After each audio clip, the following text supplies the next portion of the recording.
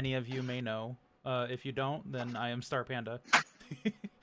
I do streams and I do interview content, political content.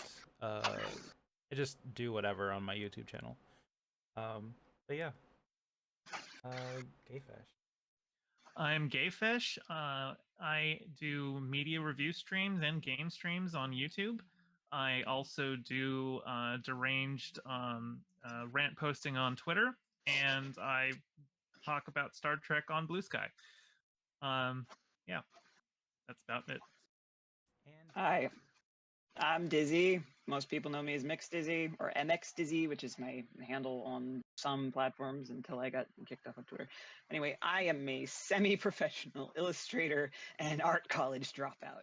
And I draw things and get overly excited about animated movies. sweet. So, for anyone who doesn't know, we're about to talk about Nimona, which we have all seen. Yep. It's probably been the longest since I've seen it, because I watched it about a week ago, and I believe Gayfesh has seen it twice today. Yep. So I am fresh. And Dizzy, when have you seen it? I saw it as soon as it came out. So you haven't seen it again since then? No, I haven't seen it again, but I have been thinking about it constantly. I get that. But yeah, so we've all seen the movie, obviously. Dizzy in the top left corner is drawing something, so you guys get to see that. And let's get started. So, how did everybody like the movie? Let's start with Gayfesh first. Yeah, I love this movie. I think the animation style, it's I don't know how much of it was like limited by the budget, but it doesn't really hurt it. Like there's a pretty like simplistic cell shaded feel to it. But just in terms of animation, I think that suits it pretty well. Story wise, like I'm a cis guy, and even I can see the strong trans parallels. I mean, you've got a shape shifting monster girl. Obviously, there's going to be trans allegories in there. But I thought it was a really good, I was surprisingly anarchist movie. I wasn't expecting that at all. I didn't really know what to expect going into it, other than I knew that there was an explicitly gay couple and that it had strong trans themes. So, but I was surprised by how much I enjoyed it. Oh, someone in chat says that they have never seen Nimona, but that's fine. We are going to spoil it, so if you are we're planning gonna on watching spoil it, all of the things. please go watch it, and this will be on YouTube at some point. So, don't feel like you have to stick around and spoil it for yourself. So I am basically. I have seen it once. I meant to see it this weekend, but I did not get a chance to. But I loved it. I kept thinking about it, like everybody else. And it is probably like up there with one of my favorites this year. Yeah, I pretty much echo what Gayfesh said. It was great, great trans and gay themes, and like probably some of the best representation to me that I have seen in a while. And Dizzy, I want to know specifically, but you can like talk about how you like the movie too. But since you have read the graphic novel, how does it compare, and how did you like it compared to that? Well, I don't know if Andy Stevenson was involved in the script of the movie, but it feels like okay. So Andy Stevenson, when I believe his pronouns are he/they. When Indy first wrote Nimona, Indy wasn't out. Indy was still identifying as a woman. And I've gotten to watch I follow Indy's Twitter. I've gotten to watch Indy's progression of gender over time, from becoming just like, oh, I'm a gender non-conforming woman to, oh, I'm non-binary, getting top surgery like twice, coming out, changing their name, all of that. And I feel like the story of Nimona has also kind of like really, really solidified from just like vaguely poking at this feeling about gender to definitely being about gender, because in the novel, the ending is very I forget exactly what leads up to the ending, but Nimona, the smoke monster form that Nimona takes on is more of an out of control, all-consuming rage that's going to kill everybody until Ballister stops it. Whereas the smoke monster, when the smoke monster appears in the climax of the film, it's from a sense of loss and betrayal and not just rage. Yeah, And like that she's really resonated with how like a lot of trans kids feel. It's that sense of like the people who I thought I could trust, who I thought loved me, are, you know, they're not accepting me for who I am, for what I am. And the way that Nimona repeats over and over and over in the film, I am Nimona. Whenever Ballister questions her and questions, you know, what are you? Nimona repeats over and over her identity, her sense of, this is who I am. This is all you need to know about me. Don't need to know any more about me to understand me. And that sort of line of invasive questioning, I don't recall that in the novel. It's a lot more silly jokes about turning into a shark. There is serious themes in the novel. I believe it started out as like a slice of life, and then slowly we're like revealed over time that the Ballister and Ambrosius were a thing. It's hinted at heavily, whereas it's just like very, very explicit in the film. It's much more explicit. It's much more clear. It's not you're not the just first reading scene into. together, they Yeah, hold hands and rest yeah. on each other's shoulders. Like, yeah, it's It's very very, explicit. it's very like I walked into the movie going, okay, what are we getting? And in the first 10 minutes, it's like Ambrosius turns to Ballister and like, they're going to love you as much as I do. Grabs his hand, looks longingly into his eyes. It's like, oh, okay, we're not, we're just being out here. We're just being gay. Tell you And I what, though, feel like, if that had if Disney hadn't scrapped Blue Sky and canceled this movie when it was originally being developed, oh, that would that not have scene been in there at would have, all. if it was in it at all, would be at the very end of the movie, and that would be the only Yes, actual hint that we have of them having a relationship. That's all that and they it would would allow. suck. But no, because we got it on Netflix, so we get to do a lot more gay. We get to be a lot more upfront. We get to have fucking Progress pride flag exploding into your face through the credits. So it was a lot of. I feel like the story has matured similarly to how Stevenson's gender journey has progressed. It's become not just a story about a girl who shapeshifts. It's become a very, very openly queer story. And I like that for it. I think, you know, that it was you know, one closeted trans person's webcomic that became a story told by a lot of queer people as a love letter to a queer audience. And I quite appreciated that aspect of it. I like how Nimona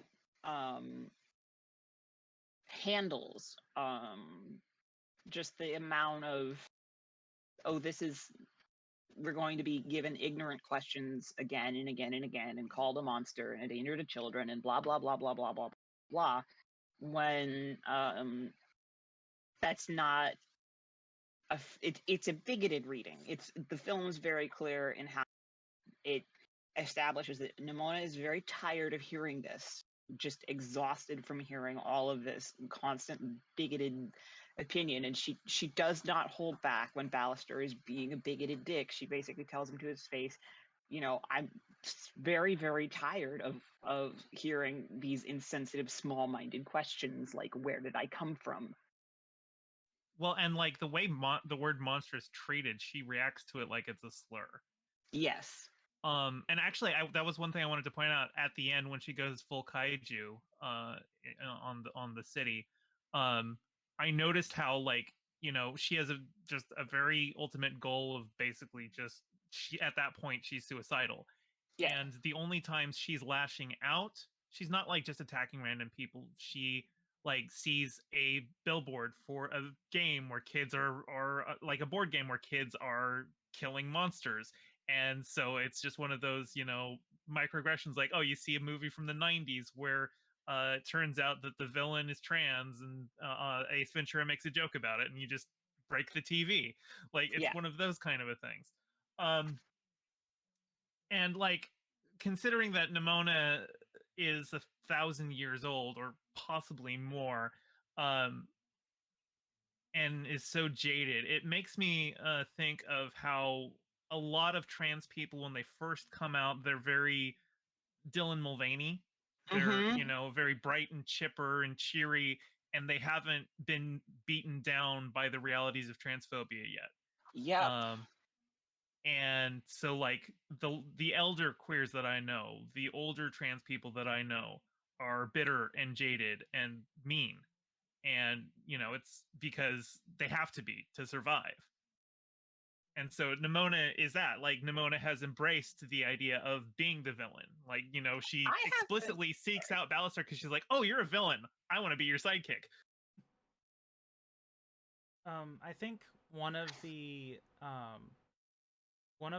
big points of the movie where I related to the most was the part where Ballister asks Nimona, what does it feel like when you transform, and then all that. Basically saying, what was it? It was when he specifically asked, uh, like, oh, I had it in my head just now. She says something like, when I do it, I'm free. Yeah, Mm-hmm. she And that if she answers, doesn't, it feels like an itch that is unscratched and undealt with. Basically, she says that if she didn't, she would die.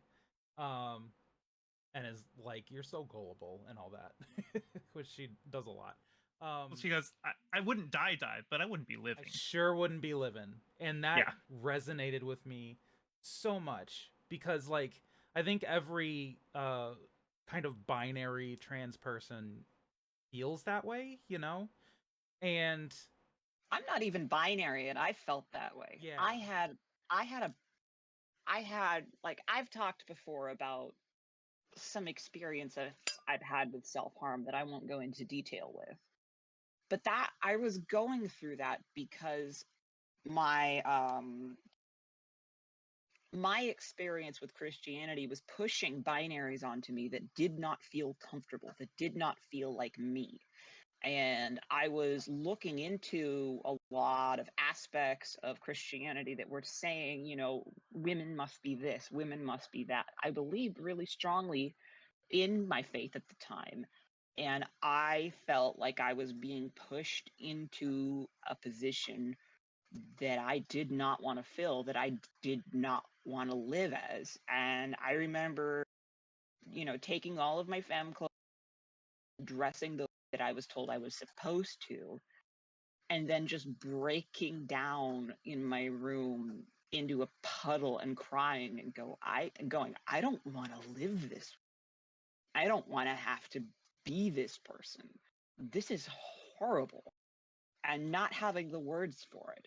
And not having the words to describe how much, not only did I not like really feel comfortable with puberty, I remember looking through a book about puberty and going, why do the girls get the shit puberty? That's lame. And not realizing that this was not a normal female experience. Like, I didn't really have like friends because I was a weird kid. And so I didn't have anybody to bounce. I didn't have like regular girls to bounce them and to try and understand what. You're cutting out a little bit. Oh, can you hear me? Yeah, we can hear you. You're just cutting out like little words here and there. Try to Here, stay a let little me closer turn. to your There's mic. a fan over there. There's a fan on my. I can turn that off. Hi, I need you to wake up so I can back up. Yeah, yeah. Excuse me.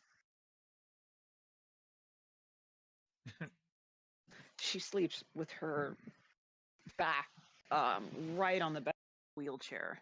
This is my old wheelchair, which I use as my desk chair. It doesn't really fit, but it works for what its purpose is. That should help, hopefully, because it doesn't have to try to combat the background noise anymore.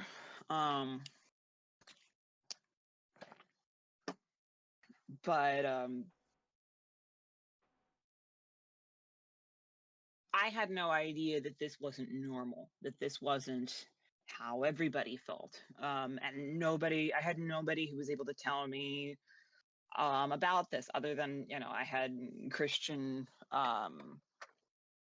authorities and educational materials telling me, this is how you're supposed to be. This was also the time when like the Duggars was at its height on television. Oh, So God, I would those see people. all of these girls and just how like they were living the life that I had heard a lot of people like in Christian churches say I was supposed to be living. And it was, they looked miserable. They looked fake. They looked so stifled. Like they didn't have any personality. They didn't have any, they were dead behind the eyes. And I didn't want to live that. And the feeling of, oh, I don't want to be this way is so well captured in Nimona saying, I wouldn't be living if I wasn't changing my shape. Trans people tend to feel that way. We wouldn't be living our full selves, even if we're non-binary, if we didn't express ourselves the way that we truly are. Yeah, I agree with that. There's a theme that I was really picking up on in the movie, and I noticed how basically none of the destruction in the movie actually comes from Nimona. It comes from people around her reacting to her. Like Yeah, the flashback scene where we find her and what was the name of the Glorith? Well, when they were, childhood friends, and then the village found out about Nimona and they turn on Nimona, and like the village burns not because Nimona burns it, but because one of the villagers throws a torch at Nimona and it bounces off her and hits a haystack, and that burns the village. They did that. In their hatred, they destroyed themselves and blamed her. And at the end, when the director is turning that giant cannon inward and they say it's going to destroy half the city, and she's like, well, I have to because we have to kill the monster. And it makes me think of how self-destructive TERFs are when it comes to making laws specifically to target trans people that makes things harder for all women, basically. Yeah. Like they're willing to destroy their own rights because they're so wrapped up in their hatred for trans people. It reminds me of like when these kinds of bathroom laws affect other cis people. Like it you can't tell who is trans or not, but they want everyone to have genital inspections to get in there. So like, who is this actually harming at this point? Like, what are we doing? Like I will never feel like safe in a women's restroom ever again because of all of this. Even if I don't transition, I've seen what they do to butch lesbians in the bathroom. Even if I never change my gender marker, even if I let people she, her me, I am never going to be safe in a women's bathroom ever again because of all of this. People are going to, if they hear my voice, if they see my mustache, if they see the way I style my hair, they're going to, you know, based on all of that anti-trans priming, assume, oh no, it's one of those dangerous things that shouldn't be in the restroom and we have to kick it out. And it's like, I've been pissing in this room my entire fucking life. Nothing changed. You people changed. I did not change. I mean, I changed a little bit, but not that much. Society hasn't like suddenly had an explosion of trans people. We're just more visible now. And the thing that is changing is not whether we are a danger to other people in the bathroom. The thing that is changing is whether people want to keep attacking and policing anybody peeing in the women's room. It's the paranoia is what has changed. Yeah. I also want to talk about, I guess, what was his name? The main character. Ballister. Ballister's reaction to Nimona, because it feels a lot like you could probably put a lot of feelings on that kind of how he treated Nimona, because it felt sort of like how an ally treats another person, like whether it's a gay ally or a black ally, like someone who isn't in that particular circle but who wants to seem like they're doing the right thing. And that one scene in the on the trains, in the train station, basically like telling Nimona, can't you just be a girl? And it felt like what's the word, uh microaggressions, kind of. Very Yeah, there were a much. lot of those. There was Yeah. absolutely, that was absolutely what was being gone for. There was the sort of, you know, why do you have to look this way? Why do you have to act this way? Why do you have to be like this? And she responds to him by starting to indulge his question of, oh, you know, where did you come from? And she sets him up on to have a story that he thinks is going to be an origin story, and instead becomes a slap in the face of, you're asking ignorant questions. Why do you have to ask me this? Why do you have to know so bad? And she makes fun of him, and he takes the note and he stops doing it. It kind of reminded me of sort of the microaggressions they had in if you've seen the movie Get Out. Yeah. I have not seen the movie, but I have watched. I don't tend to be able to engage most horror directly. But I watch a lot of horror video analysis because I find the themes behind horror Yeah. very interesting. Yeah, the microaggressions in that movie were very similar feeling, I guess. And what were you gonna say? Oh, like some of the just the more like positive passive stuff, like, oh, I would have Yeah. voted for Obama for a third time or something like that. Yeah, basically. Or the natural athlete comments and stuff. Yeah. But yeah, I just saw that kind of connection there, between the two kind of uh the ways we live, like between black and gay communities. I feel like there could be a very succinct kind of uh ah, words today. It's just a similar experience, I guess. Did anybody notice at the end of the movie, everyone starts wearing pink? Really? I Yeah, didn't. notice that. because before that point in the movie, like pink is just Nimona's color. Nothing else in the movie is pink, except for her. But at the end of the movie, once the walls open and they just see that it's nice out there, and they've got people going outside, bunch of people are just wearing pink.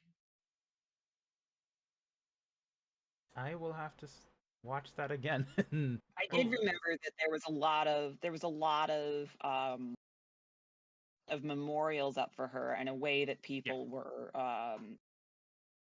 they were aware that this is the hero who saved the city, and they were celebrating her and loving that she had saved them, that she had rescued them from what was going to be the death of like half the city. Yeah. Oh, let's talk about the music in the movie. Ooh. Yeah, the music was so good. It had such a great selection of like punk and rap and metal stuff. But there was one issue that I took with it, is that they had a lot of that music like diegetic. It means like it's actually in the scene, like, you know, Nimona's listening to headphones, or like there's the busker in the train station who's playing Careless Whispers on his saxophone, and that takes me out of it a little bit, because like they're playing actual music that exists in the real world, but as if it exists in this world, which this is obviously not, you know, Earth, not our Earth anyway. This is a fantasy world, you know, science fantasy world. Um, so some of that took me out of it a bit, but like just the vibe of everything, and Nimona just has a very, you know, punk aesthetic to her. I mean, like, she, at the end credits, she literally spray paints the anarchy symbol with a heart circle. Mm-hmm. Yeah, Nimona is a very anarchic kind of character. Um, I guess because of like the way she's been treated throughout her life. Um, but yeah, I definitely feel that from the music and just the themes throughout the movie. Well, and even like Ballister, you know, starts to realize it, because once he first gets the evidence that, you know, he's been framed and he's got the proof of it, uh, he doesn't want to take it public. She's like, "What? Just upload it to the internet?" And he's like, "No, no, no. I'm just gonna go and I'm confront gonna her. We do just it need to." by the rules. He's He like, "No, still trusts system. the institute's good. We just have to replace the person at the top." You know. Yeah. And she immediately calls him on it. She's like, "No, dude, the whole system, you've got you so brainwashed. The system is horrible. Like, the system is literally built up around Nimona being the villain. Mm-hmm. Like 1,000 years just built up around ignorance and bigotry. So yeah, it can't be. It's not something that can be reformed. It has to be torn down so something better can be built in its place." Like the only time he actually like gives up on the system is when like he has no other option. Yeah. Which I feel like is a kind of a natural progression of feeling that way. So This is very different from the Ballister of the book, because the Ballister of the book is like he is still somebody who's been jaded by the system. He does still have his arm cut off by his ex-lover, but he's been functioning as a villain, a guy who is against the law for some time on his own before Nimona strolled. Hey, I want to be your sidekick. And in the movie, though, he doesn't have any time to adjust. He's gone straight from thinking that he's going to help make a difference and make a change and be the first of the non-royal people to become part of the institute, and instead he gets framed immediately for a murder that he didn't commit, even though he was used as an unwitting tool in the murder. And that creates a very interesting dynamic that isn't in the novel. There's this whole character in the novel who's like this quirky, weird scientist lady who doesn't show up in the movie at all, and I don't remember the queen being much of a character. But it changes it changes the dynamic. And Nimona in the novel is there's a very similar sort of like, we aren't entirely sure what she is or where she came from. What we do know is that she had parents. She was very sick, and suddenly, right after she was very sick, she got better. And it's implied that either she's some kind of changeling, or that she developed some sort of superpowers. Perhaps the child died and was replaced by this nature spirit. Perhaps the child did develop superpowers. Um, but it's also heavily implied that she's given to the Institute to be experimented on. And so the Institute in the book is also not a very good. It's not a very good place. It's a very bad place, full of a lot of questionable ethics and bad judgment. And the film has Ballister taking a lot more time to reach that place where he already is in the novel. But the Institute is never good. It's never a good thing. It's never a good structure. This system is not. It's not good, and it's nice to see that in the adaptation they didn't lose that. There's none of this, oh, the system is fine, it's just some bad people. It's a bad system that hurts people, who are different specifically, and it needs to be torn down. So, I want to ask Gayfesh. You have been seeing a lot of movies lately, and I want to know, how do you think this movie stacks up with the other movies that have come out recently? Oh, I think this is the best movie I've seen this year. Oh, really? Same. Yeah, absolutely. This like most of the other ones that I've watched, I've only watched the second time. I didn't have to watch this movie twice. That was a choice. Mm-hmm. I watched it and I was just like, I gotta watch that again. That was so good. Mm-hmm.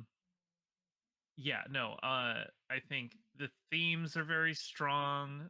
There's really no way to like have like a plausible deniability about what the movie's about. The movie's very explicitly queer in a way that you can't tiptoe around. And it's amazing that it got made. Like because I remember when Disney shuttered Blue Sky and people were talking about this movie, and honestly, until it was released, I thought it was just dead. I didn't realize somebody else had picked it up and revived it. So the fact I that it did, but exists is a miracle.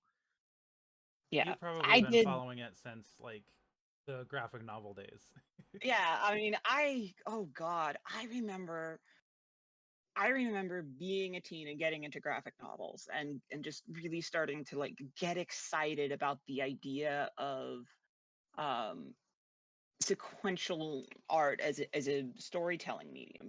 Going to the library and getting all of these different graphic novels, reading all of these novels. I read so many fucking graphic novels as a teen, and so seeing another artist's project make it to being announced as a movie and then being canceled as a movie and the devastation of that, and then seeing it get revived and having it take time and take time and take time, to seeing the first teaser trailer, to hearing that it's going to be released, to seeing the trailer, to actually getting to watch it with my best friend on the last fucking day of Pride, on a year where we're both celebrating our pride and who we are, and it's a very queer movie.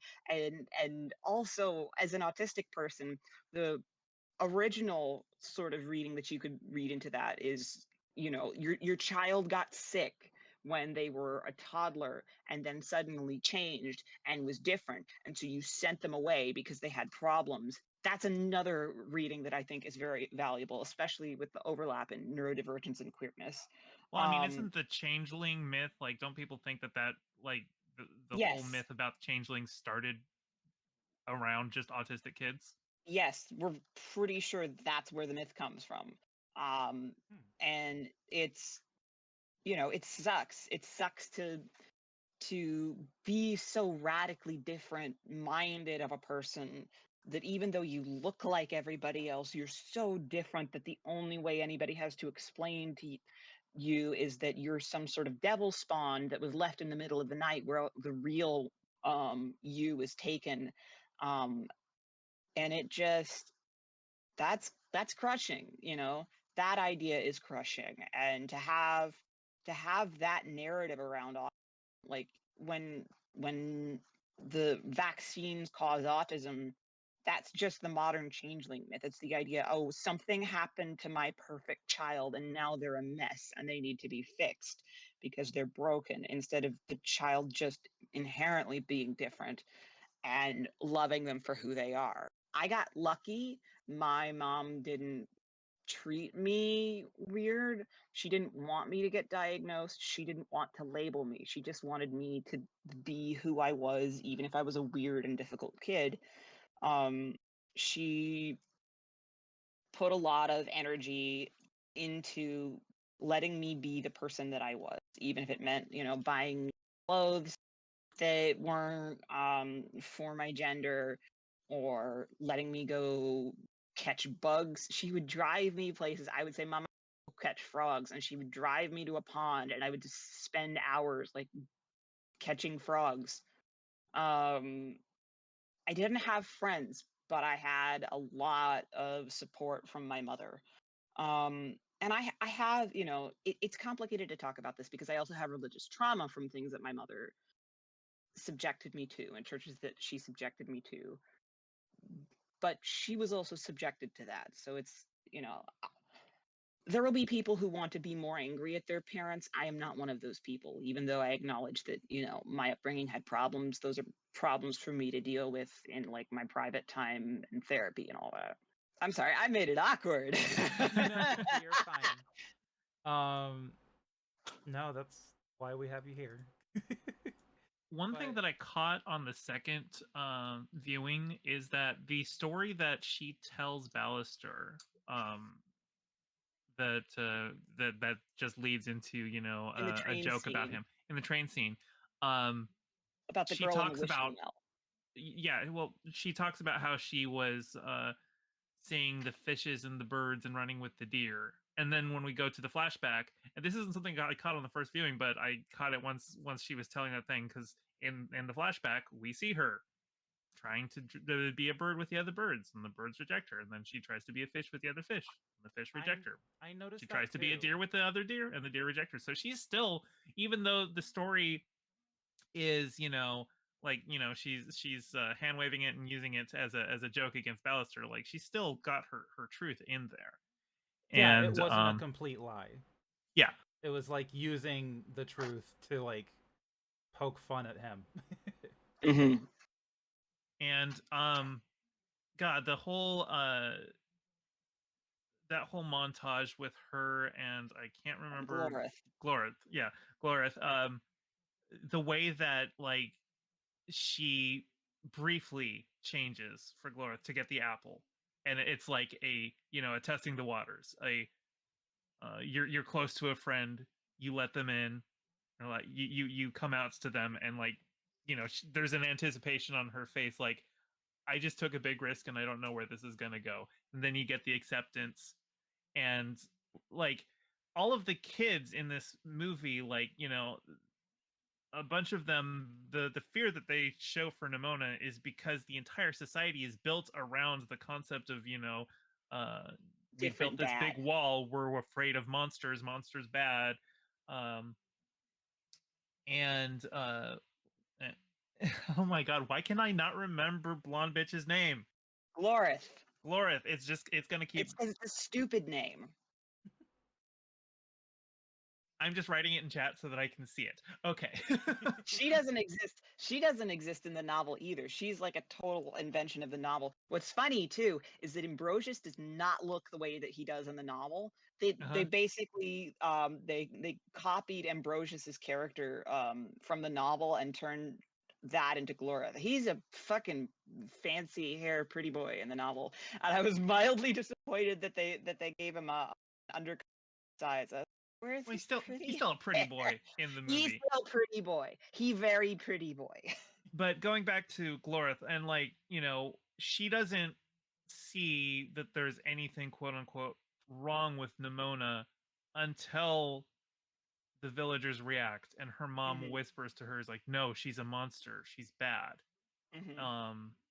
And so a lot of this movie is just, hate is taught. Mm-hmm. And that's something Nimona said, because like the first time you get the sense of Nimona's trauma is when she, saves the girl from, like, it was like a careening car or something like that. She, Mm-hmm. slams down her tail in front of it, and then sees the girl's terror, and transforms back to the original girl, which is not the punk rock Nimona look, the original girl. And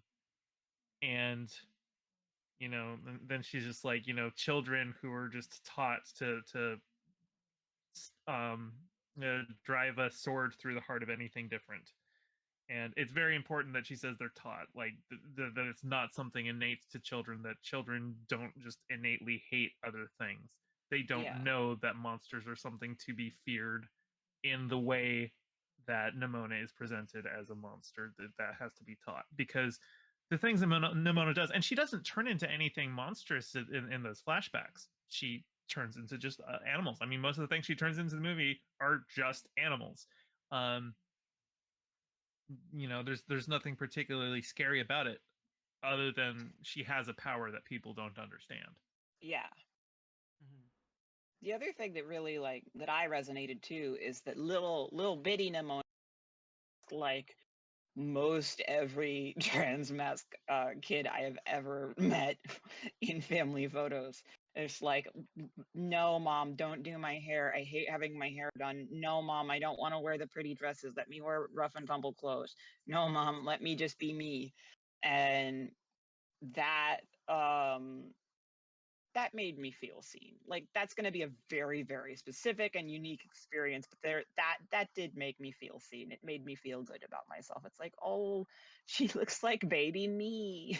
How do we feel about the current, I guess, gay and trans representation today?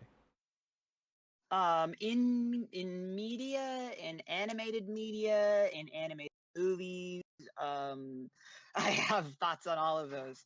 Um, it's been like, since I was born, we haven't gotten much queer representation in any media at all, and there's been a sudden explosion of it um in animated media in like the past decade, and it's gone from just like, oh, there's two girls kissing or holding hands in a background scene, or like some gay parents off to the side, to the Owl House gave us a full fucking girl ex-girl romance at the center of it.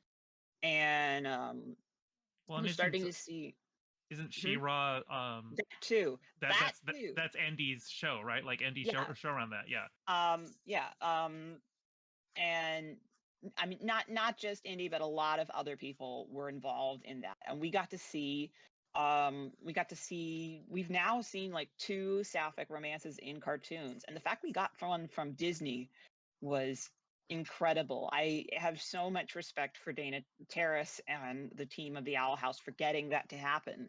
I remember Alex Hirsch, who also worked on the project, who did Gravity Falls, struggled so much to get any kind of queer representation in Gravity Falls, and was trying to. The two cops in Gravity Falls were supposed to be a gay couple, but the studio just resisted and resisted and resisted and resisted and resisted. And the idea that as gay people or queer people were somehow something gross and unacceptable that can't be around kids is a big reason to not put us in media where kids will see us, even though there's nothing inherently wrong with us compared to other people, even though there are gay kids and queer kids and trans kids who need to see ourselves in media. There need to be, when a little 13-year-old is 13-year-olds are baby. They're small. You know, they're getting bigger. There's, as far as kids go, they're big kids, but they're very small humans. When they're starting to experience like romantic and sexual attraction, which kids can experience romantic attraction even younger, but it when you're in that teen sense and you're starting to have those urges and go through puberty, and you know that you like girls as a girl, or as somebody that society is telling you is a girl, and you're not allowed to see that, you're treated like a fucking freak. People make fun of you and you have to hide it and you have to keep quiet, and the boys will be pushy and nasty to you a lot. Every man thinks he can fix you. Like, not every, but like, you know, the hyperbole of every other man, you know, thinks that he has the magic dick that's gonna solve your lesbianism and fuck you straight again.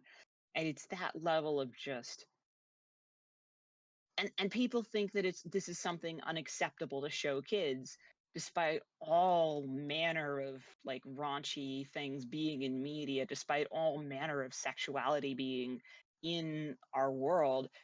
The gay stuff, the queer stuff, this is what's bad, and this is what's seen as gross. And eventually kids pick up on it. You know, kids don't have words for it early on, but they pick up on attitudes that they are not acceptable, that they are not okay. And it hurts. It hurts.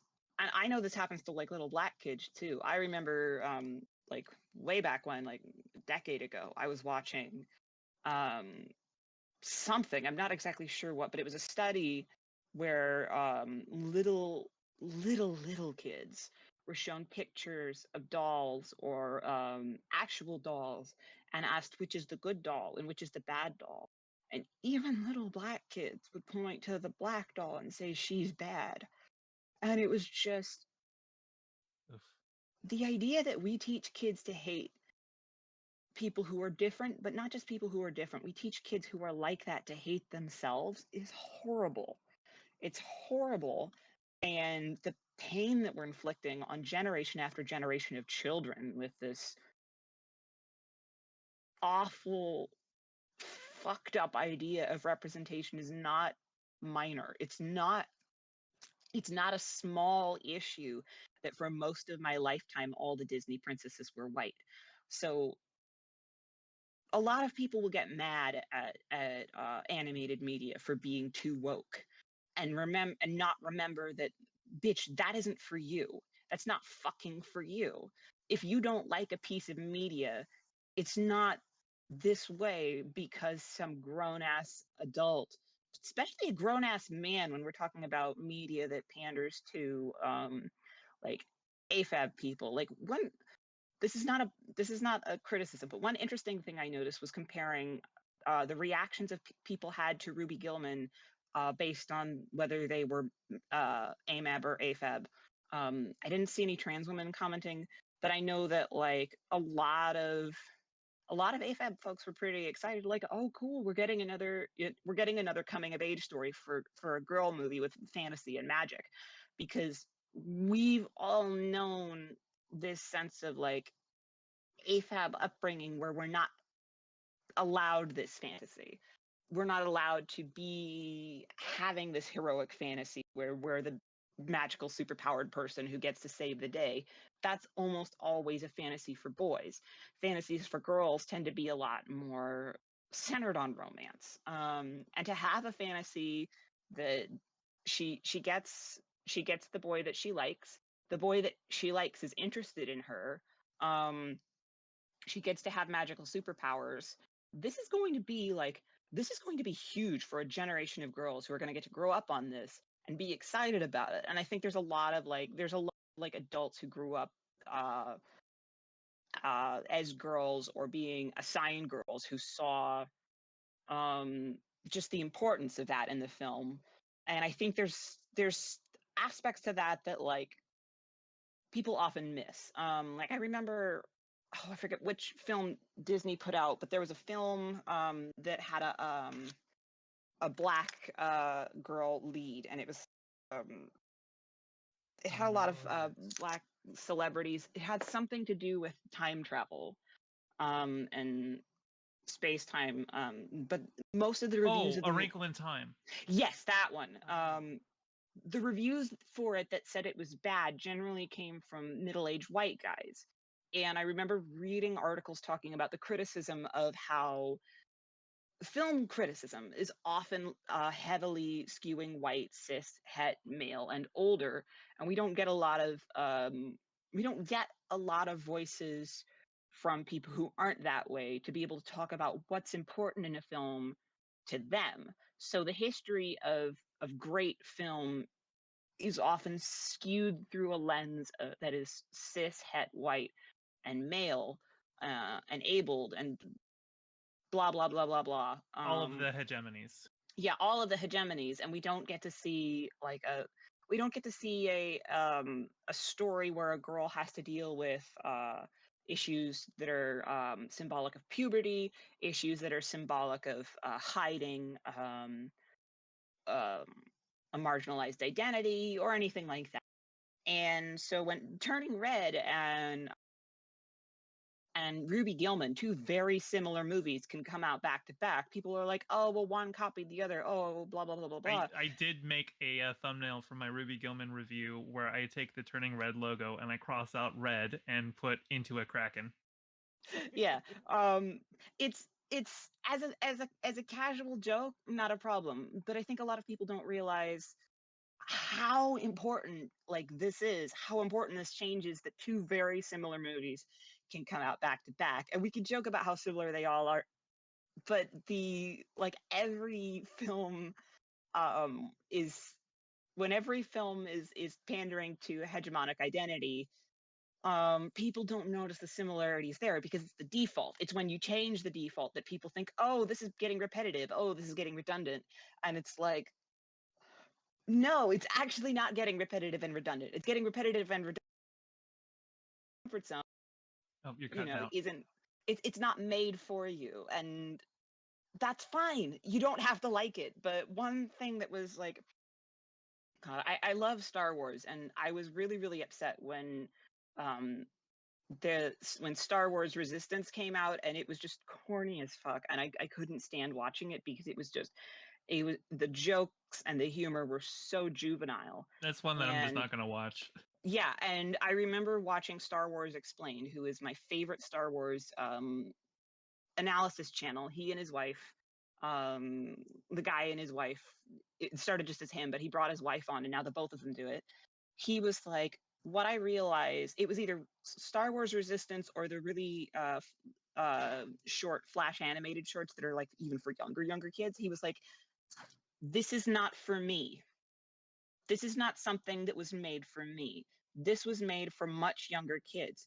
But this is something that I'm going to be able to show to my kids. If I have kids, if I have little kids and I want to get them excited about Star Wars, here's something that isn't going to be scary for their age bracket. Here's something that I can show a little toddler who's going to be able to enjoy it and have fun, that I can show a little, like a little 3-year-old girl and get her excited about it, and that doesn't have overly complicated plots that she struggles to understand. And that's okay.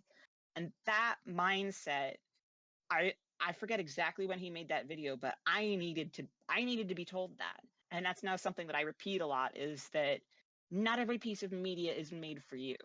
I don't enjoy She-Ra. I'm really, really fucking proud of the She-Ra team for putting all of that representation in it. I wish that we had gotten more trans representation. I think that was what was going on with Bo's underwear. There's a scene where they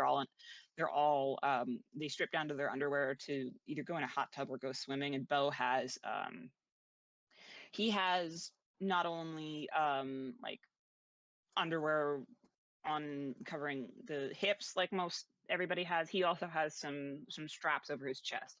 And people speculated, oh, is he covering top surgery scars? Is he transmasculine?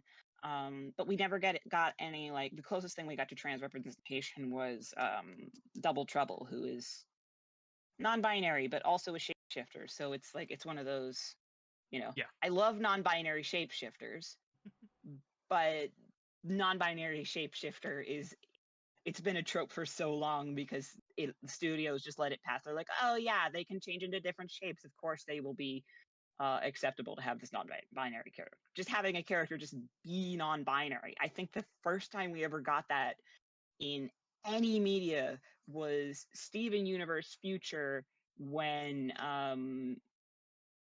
what's her name? The girl who used to be dating giant earplugs boy. Sadie. Sadie started dating a non-binary person named Shep. That's like the first time we've ever had a no stupid magical reason that this person is non-binary character in media fiction, and it was in as a character. And Has anyone seen Spider-Verse here? Yes, I have seen it. I've seen it. Okay, good. So we've all seen it. How did we feel about, because I remember when that came out, Twitter was all ablaze about how everyone was reading Gwen as trans.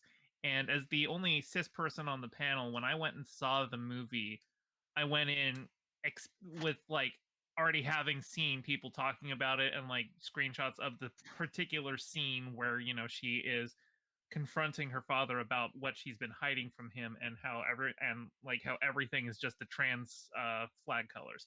And when I went into it as a cis guy, I can tell you that I wouldn't have read that from it if I hadn't been primed It's not obvious. It's not obvious. Yeah, it's definitely way less obvious than Nimona. And that, like, from what we saw in the way that they do her hair and the way that they have protect trans kids on her wall and the way that that one's her far more blatant than anything else in the movie. Yeah, the way that her dad also wears a trans pride pin on his uniform, those I think they were hints to try and give that intended reading, but I get the sense that it was toned down intentionally. probably. Unfortunately, and I mean, we're never gonna know major studio unless is gonna do that. Like Disney movies, when they're like, "Oh, there are 30-second first gay character in a movie," it's either it's always it's always like a minor character who goes off and kisses a character we haven't even seen before in the last like 2 seconds of the movie, and it's very obviously put there in a way that they can just cut it for the Chinese market. Yep. All of the major studios are just doing that because China is a growing market for cinema, and China only accepts they're extremely queerphobic. They only accept a limited number of Western films in their market per year. So if you have something explicitly gay, they're not going to take you in. And the most explicitly gay thing that like a Disney movie has done for like a big budget thing that I can think of was Eternals. And even that, like we were talking about that the other day, Dizzy, like you'd seen Eternals. There was a gay couple in that movie. Yeah, there's a gay couple. They've got a kid, like they're living together, they kiss. That's very explicit in the movie, but it's also very minor to the plot. So, I remember it now because I remember the black guy, and you're cutting out. He's the black guy on the team. Yeah, Fastest. And oh, that's right. He's based on Hephaestus from Greek myth. Because he's making things. Yep. Yeah, and I totally forget about him because he's not the main. He's not the main character. He's not in love with anyone. You know, I forget him, and I don't that's to say that there's something wrong with me. I think the problem is that you have this movie with a bunch of characters, and the central plot does not revolve around the fact that he has a husband. Yeah, it's very much about the straight couple. And so let me jump in here real quick. So for the whole Spider-Verse thing, I don't think I read Gwen particularly as trans. Although I did feel like they might have had some sort of intention there, because no cop has a trans flag on their shirt and has no relation to a trans person. So sure, I feel like that can be read that way, but it is very hidden. So I don't know if they were I don't know that they were trying to make it out there or anything like that. But they were definitely trying to like put signals in there that like this movie supports this thing. So Yeah. and then It's funny that you say no cop would wear that pin without, having a familial connection. Actually, the first trans person I ever met was a cop. It was a trans mask neighbor of mine. oh, damn. So, yeah. Fair enough. And then something you said earlier, Dizzy, about like those tropes of non-binary people and trans people and all that, all the shapeshifters.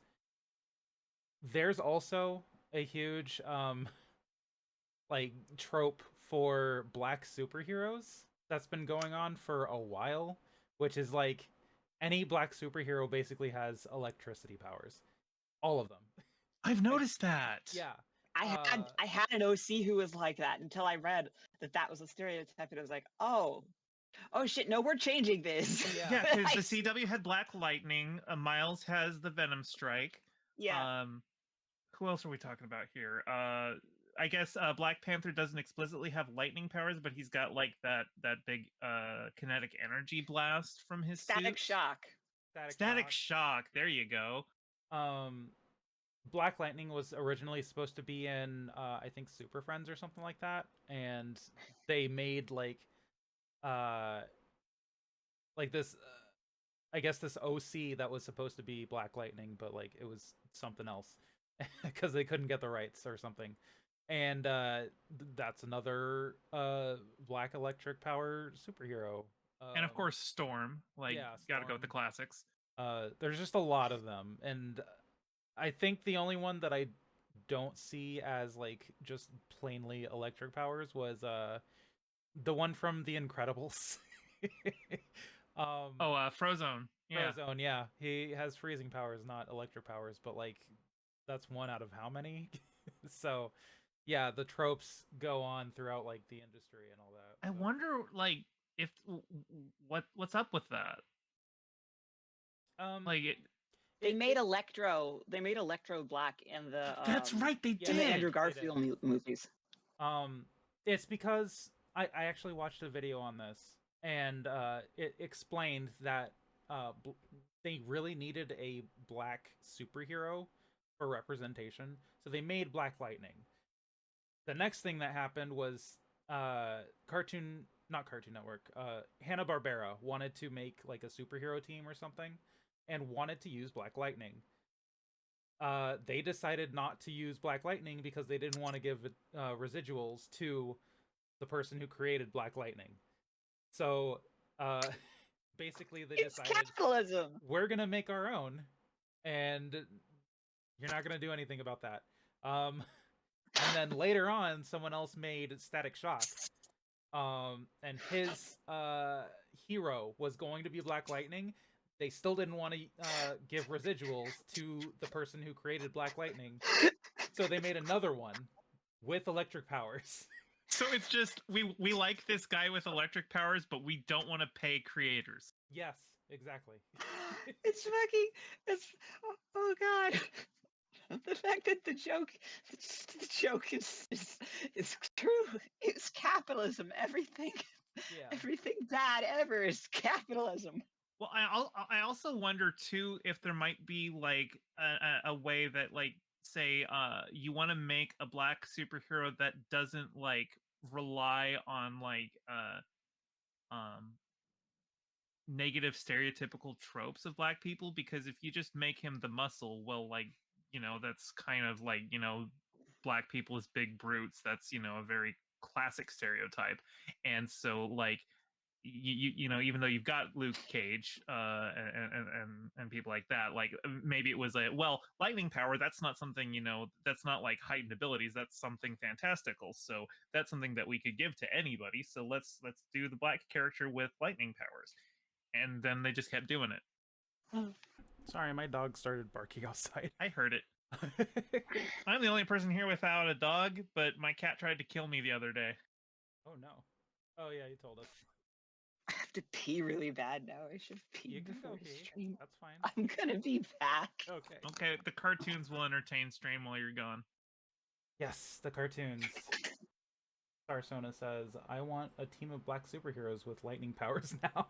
Just a whole group of them, and you They all can't have use any lightning existing powers. ones. You can't have Black Lightning. You can't have Static Shock. No, they have to be new black superheroes with lightning powers. And their nemesis is some kind of guy with rubber powers. That makes sense. Wait, who has rubber powers? Rubber band man? I guess. Yeah, no, I'm just thinking of people with like stretchy powers. Mr. Fantastic? Well, I mean, sure, Mr. Fantastic, but he's, you know, He's a good guy. he's a good guy, Yeah. ostensibly. I mean, Plastic depending. Man. Like, I think the ultimate version of Reed Richards was a villain by the end. Like they made him a villain, but like, I mean, Ultimates kind of did that with a lot of people, because Like Ultimates Marvel. was kind of like the grimdark version of the MCU. Like they're like, oh, we're gonna be doing a new imprint of Marvel, and it's gonna be edgy. Mhm. We're gonna so like, I mean, they made Scarlet Witch and Quicksilver have an explicitly incestuous relationship just because it's edgy, and they made Captain America a jingoistic, you know, racist jock because it's edgy, and yeah, pretty much Miles Morales is the only really good thing to have come out of the Ultimates imprint, and they brought him over. So That's actually a really good point. Starsona also said that the entire Lightning Village in Naruto were all black. So Oh that's a God! good point. that's funny. I think that was also a suggestion in the video that I saw too. I should tweet that out at some point if I haven't already. Um, so I think going on the last question, since everyone's back, uh, how do you guys think Nimona does, or I guess how Nimona ranks against other gay and trans representation? Oh God! As far as gay and trans representation goes, out of things that I've seen, the only thing that comes even close to it in quality of gay and trans rep is Owl House. Again, those two are pretty well matched because you actually get you get this whole um you get a whole ass non-binary fucking reason for it other than their non-binary character, and multiple sapphic teen kisses and gay dads. You get the gay dads. Mhm. And you also get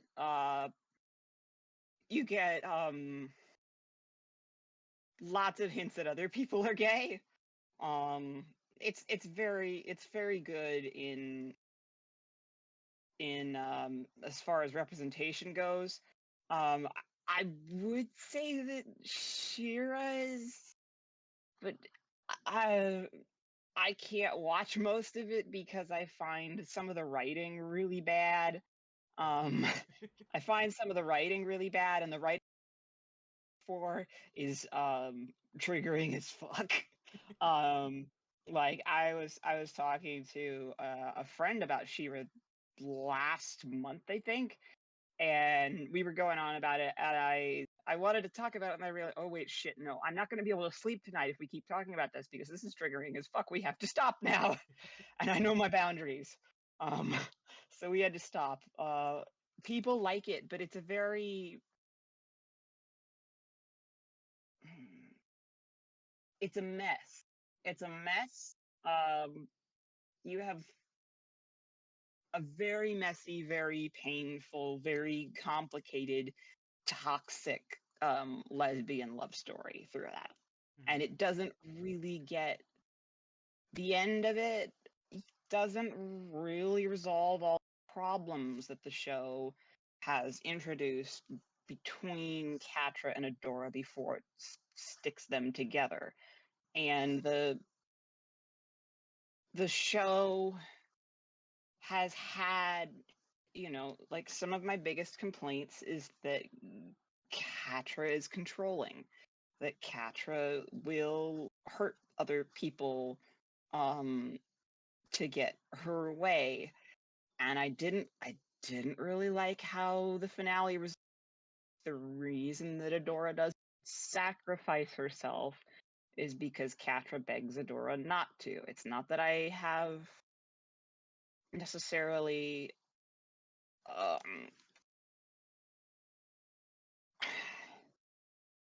I don't want Adora to die, obviously, you know, that's stupid, but I didn't like the resolution of it. It's a much messier experience, and that's valid.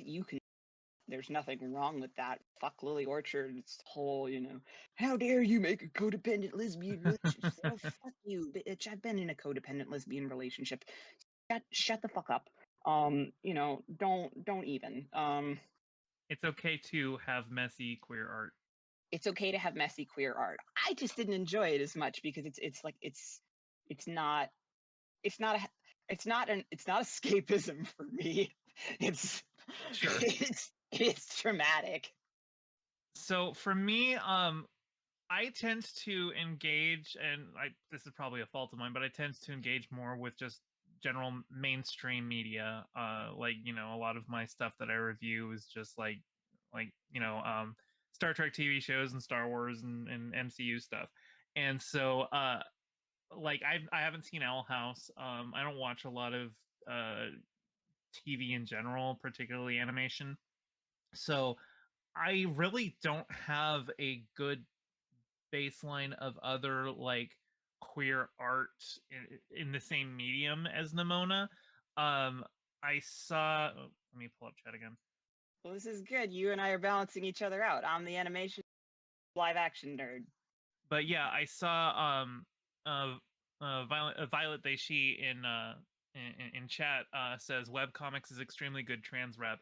And yeah, like well, I mean, Nimona started as a webcomic, and I used to read a lot more webcomics, but really the only one I'm keeping up with these days is Questionable Content, which has one of the main characters is trans. Glass Scientist is really good. Like, if anybody's looking for a webcomic that's like super duper queer, super duper covers on a lot of queer topics, but also doesn't have like a whole bunch of like overt queer phobia.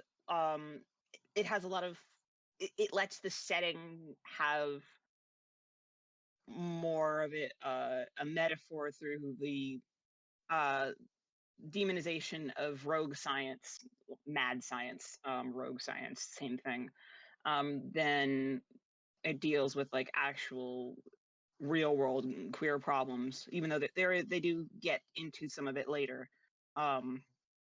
It's dealt with very, very tastefully. I really, really love the creator.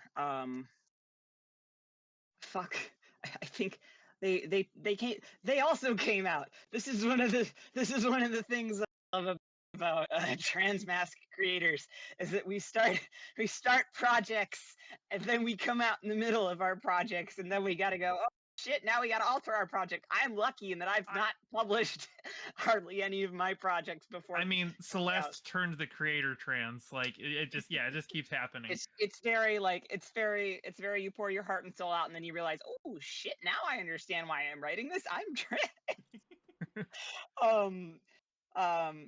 I believe they go by Sage. I forgot.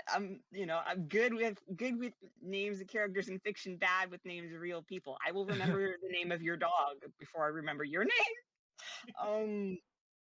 And so they've been putting a lot of just really great trans representation, both for a trans guy and a trans woman, into that comic, and it's adorable. I love it. It's a really fun gay as fuck take on Jekyll and Hyde, and it's cute. It's fun. Art's great. still updating. Go follow the comic. It's on Hiveworks. The Glass Scientists. So I would guess actually probably aside from Nimona, I would say the most explicitly and like positively queer media that I have really engaged with is Star Trek Discovery, because there's a whole ass chosen queer family in that show. Like there's a married gay couple with two trans kids. Um, Which you one is that? Is that's that the animated one? no. The Sad. Star Trek Discovery was the one. It was the first one of New Trek. And it's why am I blanking on his name? Anthony Rapp plays the ship's engineer. Paul Stamets. He's married to Hugh Culber, who is the ship's doctor, and then they adopt a little NB named Adira, and Adira's boyfriend is played by Ian Alexander and is an explicitly trans Trill, which was nice because it's like, well, Trill in Star Trek have often been seen as like, you know, a trans stand-in because Jadzia Dax, who was Curzon Dax in her previous life, who is a man, and like, you know, everyone likes to post that thing. It's like, Curzon, my old friend. It's Jadzia now. Jadzia, my old friend. So, yeah, Star Trek, I would say, is uh, in terms of like big mainstream stuff that I've been engaging with has probably been the most openly and positively queer representation I have seen. Oh, you know Um, what else is doing? Sorry, you were no, still talking. go ahead. You know what else is doing really, really well? It's doing a lot of representation. People have been bickering about whether it's been good or not. Hell of a Boss. Hell of a Boss has what I love about the world building of Hell of a Boss. Really, really heavily detailed, similar to the way that the has so much world building detail that you get just by paying attention to the background characters and just the environments. Hell of a Boss establishes the idea that imps are sexually dimorphic. If you're an imp and you're a guy, you have white hair and black horns with thick white stripes. And if you're a woman, you have dark hair with dark horns with little thin white ridges. Um, but you see all kinds of like background characters who don't respect that, and they show up, and one is even like a prominent background character. Millie's sister is trans, explicitly trans, and voiced by a trans woman. And I've followed her on Twitter because I saw a controversy happen with her. People have this really, really obsessive need to accuse Vivian Medrano and anything she makes with being homophobic, lesbophobic, biphobic, transphobic, queerphobic, this phobic, that phobic. And I have problems with Vivian Medrano that I don't want to get into. They're very personal ones. But by personal I mean it's gossip and I don't want to repeat it. But nothing I have seen from Vivian Medrano has communicated to me that like she is doing things that are transphobic, queerphobic, biphobic, lesbophobic. People get mad that that Vaggie is a stereotype of a Latina, like a lesbian Latina. I'm like, bitch, the show is created by like that's not Hell of a Boss. That's Has Been Hotel. This show is created by a sapphic Latina woman. What the fuck do you want? Sometimes representation is stereotyped. Sometimes representation is a femme gay hooker. You know, sometimes representation is a bisexual man who will fuck anything that moves. Sometimes representation is a trans woman with a girl bulge who isn't ashamed to have that shown in. They did some merch. One of the most recent controversies with Hell of a Boss was some merch of like a bunch of different characters in pinups that was turned into pins, and Sally Mae her pinup shows her girl bulge, and people got absolutely fucking furious and were saying this is sexualizing a trans woman, this is and I believe she goes by Morgana online. Her handle on Twitter is Ignis Twote. She had to get on Twitter and defend the fact that she was a trans woman who was proud of her her girl bulge, and she had advised the art direction for this piece of merch and said that she wanted that body positivity representation. And it's painful because people in progressive spaces will demand perfection, and everybody's idea of perfection is different. And so You'll get I've a been lot of puritanicalism too. yeah, Like you get if that you portray trans people as too sexual, well, then mhm. you're fetishizing them. But Yeah, but like if you portray them I'm as like friends with a lot of trans people, and they're very sexual people. a trans woman on my timeline, half the time are flirting. Sometimes they're flirting Every with me. trans woman on Twitter has dated every other trans woman on Twitter at some point. Yeah. I feel like And that's not true of like, I know trans femmes who are ace and repulsed. That's a reality. But like they're also they want to bang each other. Women, and this is what's frustrating too, is that there's this idea of like trans feminism is needing to relitigate conversations that cis feminism has already gone through. We're seeing just basically the same sort of, we're seeing the slut shaming. And this is why like sometimes I go on Twitter and I go, okay, so this space doesn't just have a problem with trans misogyny. This place has a problem with regular degular misogyny. You're doing now, this isn't trans misogyny now. You're just doing regular degular misogyny. Trans women. Trans women don't owe you shit.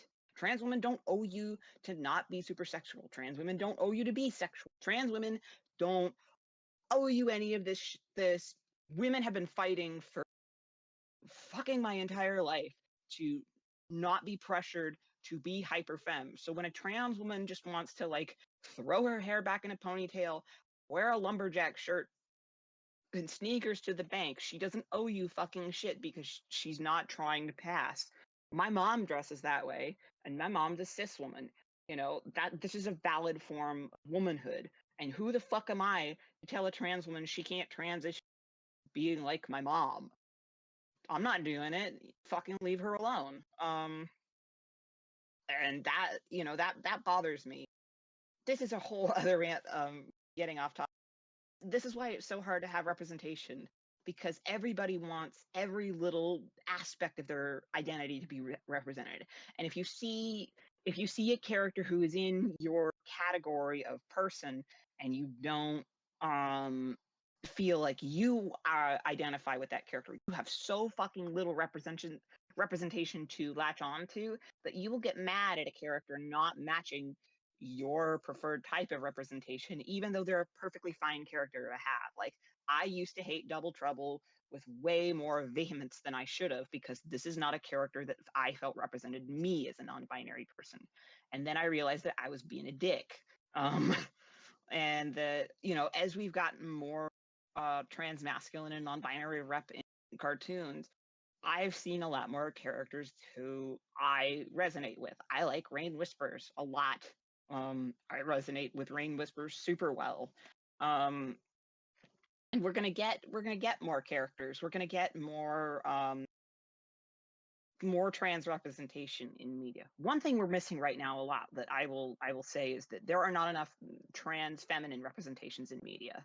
All of the openly trans characters I can remember from like the past half decade of media have all been trans masculine or trans masc coded. We don't know what Rain's assigned birth gender was. For all we know, nobody assigns birth gender to kids in the Boiling Isles. But Rain is very trans masc, being short. And I think there's the only trans femme character who is explicitly trans femme in any piece of animated media, to my knowledge, is Snapdragon in High Guardian Spice, that show that just absolute garbage of a mediocrity level of that everybody's making. It's got you're bad cutting voice. out again.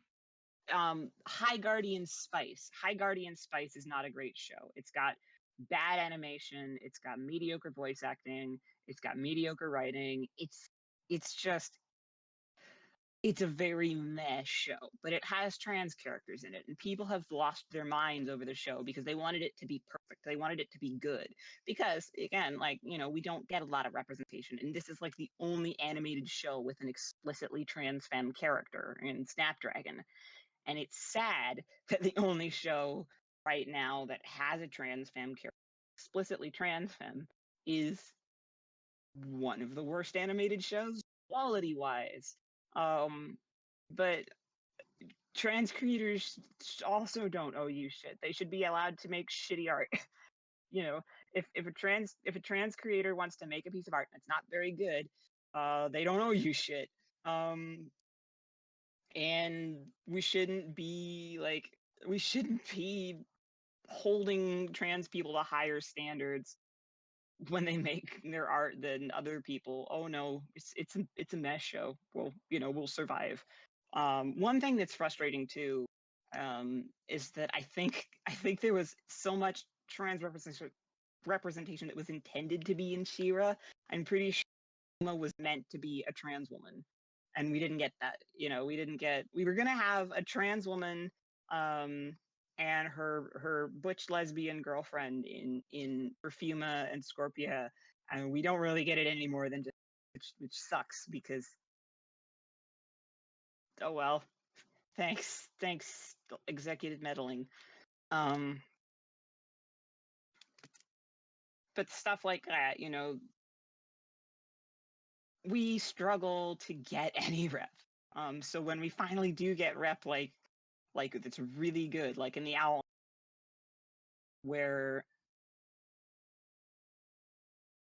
it can be a lot more explicit. You can have a lot more very clear messages that it is okay to be trans, it is okay to be gay. Nimona isn't like explicitly trans in the movie, but it's so very clear coded, and the credits hit you in the face. Pretty on the nose. The credits hit you in the face with the progress pride flag, so that in no uncertain terms you understand that this movie supports trans people. You can't watch the fucking credits without the pride flag hitting you in the face. It's not subtle, and I like it for that. Even though it's not like explicit trans rep, this is definitely a movie about a trans person, about like a little MB trans mask shapeshifter. And this is the shapeshifter trope, but it's a shapeshifter trope done right. Like, she doesn't change. There's a line that I recall from a Loki comic somewhere that's like, I can turn into anything so long as it's me. So long as it's me. I love that. Yes. Yes. And that's what Nimona does. Nimona doesn't turn into other people unless she needs to. She can imitate Ballister.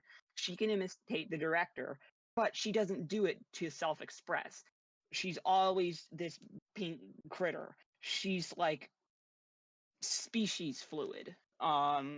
She's And that's always Nimona. Yeah, she's always Nimona, no matter what shape she's in, except when she's playing somebody else, which is specifically she is acting as someone else, and she's bad at it. You can tell, pretty quickly who is Ballister, because Nimona can't change who she is, even if she's looking like somebody else, and she doesn't want to. That's not part of how she expresses. She's a shapeshifter who wants to be herself as a rhinoceros. Every reaction I have seen to the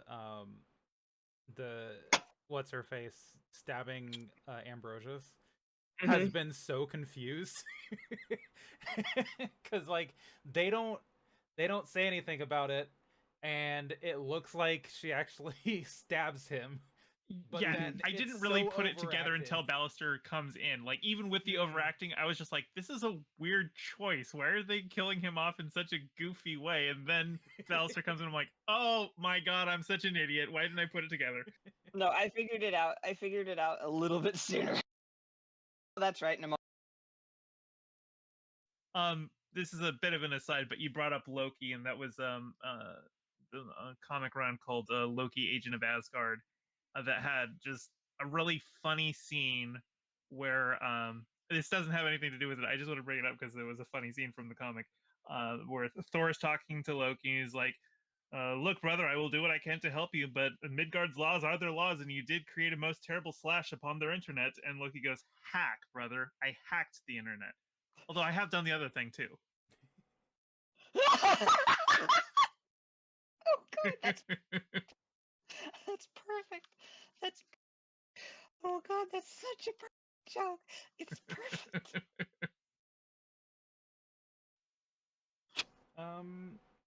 So I guess as for me, I would say Nimona is probably the best representation we've had in years.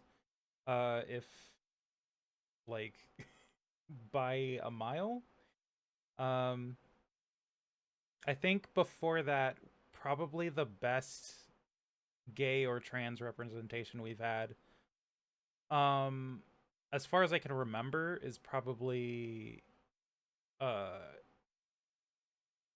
I know a lot of people don't like this show, but like Steven Universe. Steven Universe. Steven Universe is pretty good with that, yeah.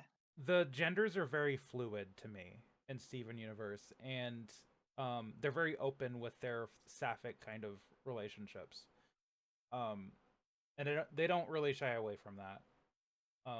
Like specifically having a gay wedding and like having the more feminine coded character being in a suit and then the more masculine coded character being in a dress was pretty I don't want to say on the nose because that's not on the nose. That's like just in that's just there, you know? It was an intentional choice, if I Right. recall correctly. Rebecca Sugar didn't want that scene to be censorable. Right. She did not want anybody to be able to make it ungay. And because Ruby is the mask half of the couple, people were, you know, like for international audiences, they were going to want to change Ruby to be male, so that it wasn't gay. And so putting Ruby in the wedding dress was an intentional choice to say, hey, if you put this character as male, you're going to have a boy in a dress marrying a woman in a suit, and it's still going to be fucking queer. Yep. Yeah, she fought for that. But yeah, I loved Nimona.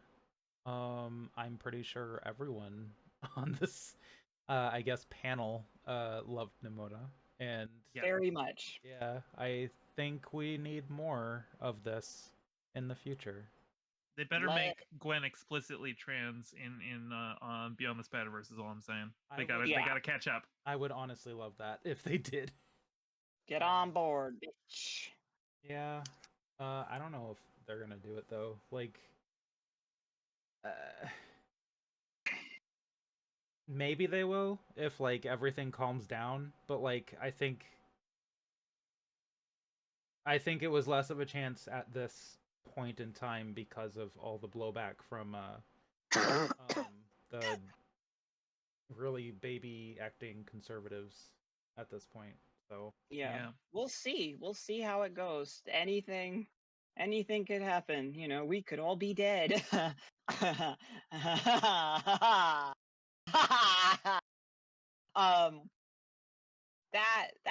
That's a regular worry. There's also the fact that like that's grim. writers and actors are on strike. So you cut out after strike. We don't know what's going to happen with writers and actors being on strike. That's going to be, you know, that's probably going to delay things. Yeah, I think we're going to start really feeling that next year. Because there's a lot of things that were, you know, either that were written before the writer's strike that has been in production now. So a lot of stuff that was written before the writer's strike and then filmed, but now with the actor's strike, we're gonna start to probably by next summer we're just gonna see a bunch of trash reality TV. Yep, unfortunately. Oh God, I don't want another reality TV era. Well, it's not going to be another era. It's going to be just a reaction to, okay, well, we can't use the Writers Guild and we can't hire actors, so this is what we got to do. Like that was what they did with the writers' strike in 2007 and 2008. Let's exploit some kids. Yeah. Yeah. And once the strike's over, things go back to normal. Like they they make the stuff they were making before. The reality TV is just there because they can't make the good stuff. Yep. So, any final thoughts on Nimona or gay representation or anything like that? There's a lot more webcomics that I would love to see adapted. Mm-hmm. Yeah, for sure. Definitely want to see more webcomics adapted. Want to see more trans women in animation. Want to see more trans masculine characters in video games. That's another thing too. Like I've noticed that all of the video game representation is trans feminine, and all the animation representation is trans masculine. Yeah. Because for some reason, this has sorted themselves into media creation. Because trans masks are artists and trans femmes are coders. For some fucking reason, I have no idea how we ended up that way. It's not like I don't have theories, and it's because like it's because if you're born AMAB and you're treated as a boy, you're pushed into computers more often, and your parents are get you video games and stuff. And if you're a girl, your parents are way less likely to get you video games, so you get into other hobbies. And the hobby was like before video games was reading books, and then for some reason reading books makes you want to draw.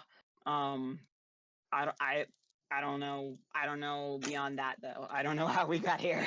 Well, it's also like when you get into the kind of music that trans people make, like a lot of trans mask music is kind of that, the indie ukulele stuff, whereas the trans femme music is like, how many industrial sounds can I tweak and twist into ear vomit that somehow sounds strangely good? It's that joke. It's that joke that somebody tweeted once, that music by trans mask. Everything would be so much more bright and tweet I was thinking of. beautiful if I was a bug. And then the next one down is trans femme music, the loudest, harshest noise that you have ever heard in your ears at full volume. Yeah, well, I appreciate you guys coming and talking with me. Yeah, thanks for putting this together. Yeah, it was fun. I might do more in the future for media and stuff, so we'll see. Gayfesh, you're going to get usurped by Nimona clownfish anyway. That's what this is, in case anybody was wondering. I knew you were drawing a fish, but I wasn't sure if you were drawing me or not. I've tried to draw Nimona clownfish. I will also, there will be an alternate version that looks like you, but specifically on topic for this stream, I was trying to draw Nimona. And I would have been more close to finished if I didn't have to stop drawing so I could talk with my hands. Yeah. Yeah, let's go ahead and close it out with everybody's socials or whatever you want to plug. Any videos coming out or whatever. Dizzy? Hi, I'm Dizzy. Go follow me on Twitter at On Da Mountaintop. It's with a D, DA on DA Mountaintop, or at C Dizzy Draw, which is where my art is. But if you want my stupid opinions, On the Mountaintop. I'm also on Instagram at C Dizzy Draw, and I'm also on DeviantArt, which I doubt any of you are on at Dizzy Mountaineer. And also on the mountaintop with just a the this time. That's about it. I'm not open for commissions because I'm sick and I'm tired. I might be at some point though. And Gayfesh. Yeah, mine's really easy because I just recently bought gayfesh.com and pointed it to all my links page. Hey. So if you go to gayfesh.com, you can find everything relevant to me. But yeah, I do media reviews on YouTube. I do streams Thursday evenings. Usually do them at 7 p.m. Pacific, but I'm thinking about bumping that a little earlier because that's also like bedtime for the East Coast. So might start doing it at like 5 Pacific. But yeah, I do those every Thursday. I also do game streams, kind of impromptu, unscheduled. But I've got last stream I did, I reviewed Mission Impossible and Ruby Gillman. I talk about Star Trek and MCU stuff. I think this week I'm going to be seeing Elemental finally and Joyride. I think those were the ones that I was going to pick out to watch. So we'll be talking about those. And yeah, just check me out, gayfesh.com. Links to all my socials in there. That's it. And I am Star Panda TV. You can find me anywhere at Star Panda TV. I'm if you miss any streams, you can pretty much go to my YouTube. And yeah, thanks again for everybody joining us. And yeah, it was a lot of fun. You have to follow Star Panda because just like she is anywhere at Star Panda, I am everywhere. I am in your walls. And if you don't follow her, I will come find you. Okay. On that note, bye. Bye.